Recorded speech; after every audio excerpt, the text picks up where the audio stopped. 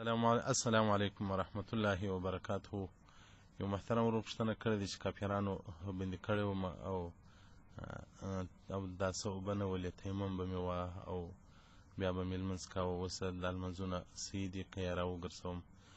محترم وروره، اول خو دې الله جل جلاله دغه د زندان کرغړنې شپې الله جل جلاله درڅخه قبولې کړي. کافران چې بندیان کوي، مسلمانان بندیان کوي، مظلومان بندیان کوي، عاجزان بندیان کوي، هغه خلک بندیان کوي چې د ده کفر ته ضرر وي، د ده کفر ته شکست وي.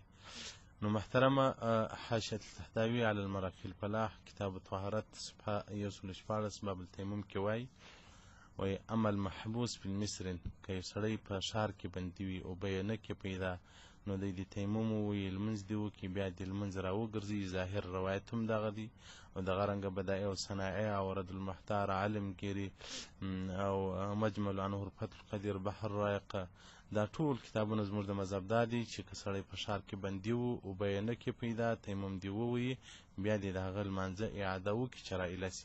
نو محترم ورور، هغه لمونځونه که کال بندي وي، که 4 میاشتې بندي وي، هغه لمونځونه ټول اعاده او راګرځېدل درڅخه غواړي. والسلام علیکم ورحمت الله وبرکاته.